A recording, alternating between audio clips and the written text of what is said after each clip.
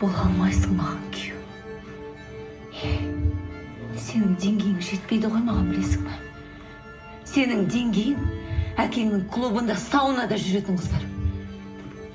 Алтынай, қандай клуб, қандай сауна? Не деп кеттің сен? Үндемеген сен басқа шығып бара жатсың ғой сен кәдімгідей. Намысым таптап, Бекболаттан бір нәрсе айтсаңшы. Намыс туралы сен айтпай-ақ қойшы маған. Күйеуі кеше ғана өлген қатынға сөз айтуға намыстанбайсың, е? Міне сенің бейнең. Мені екі таңдау жасады. Біріншісі өлім.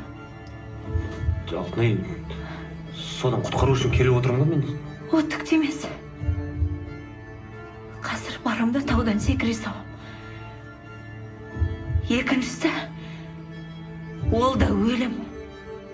Тірі өлік болып алдарыңда жүре маған. Себебі Архаттың ағасы Жанатқа менгерлікпен күйеуге шығам.